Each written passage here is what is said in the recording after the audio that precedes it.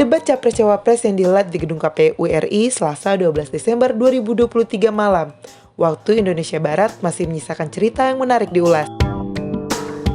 Capres Anies Baswedan dan Prabowo Subianto terlihat saling sindir dalam debat perdana malam kemarin. Lalu apa saja sindiran Anies Baswedan yang perlu digarisbawahi untuk Prabowo Subianto? Mengingat tema debat perdana ini berkaitan dengan HAM dan pemerintahan, menukil kanal YouTube KPU RI, pada debat tersebut Anies Baswedan yang mendapat kesempatan membuka pernyataan pertama menyinggung soal salah satu keluarga korban kerusuhan 98 yang tak kunjung dapat keadilan.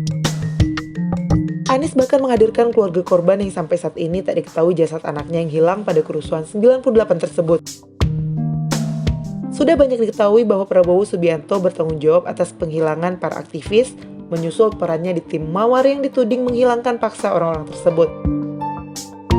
Sindiran keras itu tentu mengingatkan kembali kasus kerusuhan yang kerap dimunculkan terus dalam sejumlah isu HAM di Indonesia. Bukan tanpa alasan, 8 aktivis ini hilang dan jejaknya sudah tidak bisa ditemukan lagi. Tentu hal ini meninggalkan rasa janggal oleh orang tua para aktivis tersebut. Bahkan Prabowo dalam rentatan niatnya menuju Pilpres 2014 dan 2019 kerap mendapat sindiran soal HAM yang menyeret namanya.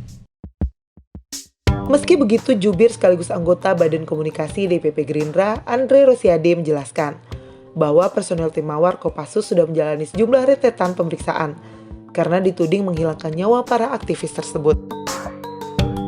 Anies pun berjanji bahwa keadilan bagi para korban aktivis ini akan dipenuhi jika memang di Pilpres 2024 nanti ia dan Muhaimin Iskandar berhasil menduduki kursi kepemimpinan. Sindiran yang tak kalah melekat dari Anies terhadap Capres nomor urut 2 itu adalah soal demokrasi. Prabowo merupakan oposisi yang pada Pilpres 2019 terus pasang badan untuk mengalahkan petahana yakni Joko Widodo. Namun oposisi yang dilakukan Prabowo mendapat kritikan dari Anies karena Prabowo menerima ajakan untuk bergabung dalam pemerintahan Jokowi sebagai Menteri Pertahanan, bukannya berdiri sebagai penyeimbang. Mantan Gubernur DKI Jakarta itu pun melanjutkan bahwa memiliki kekuasaan tentu memudahkan untuk orang mencari uang. Tapi bagi Anies, kekuasaan bukan sebatas untuk bisnis atau uang. Namun kekuasaan itu merupakan kehormatan untuk menjalankan kedaulatan masyarakat.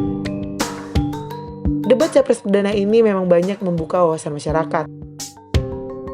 Pernyataan termasuk pandangan dari 3 capres juga menjadi informasi baru untuk pemilih menentukan suaranya di 14 Februari 2024 mendatang. Usai debat perdana ini nantinya masing-masing capres dan cawapres dijadwalkan kembali hadir pada 22 Desember 2023. Tema yang dihadirkan adalah ekonomi, keuangan, investasi pajak, perdagangan, pengelolaan APBN, APBD, infrastruktur, dan perkotaan.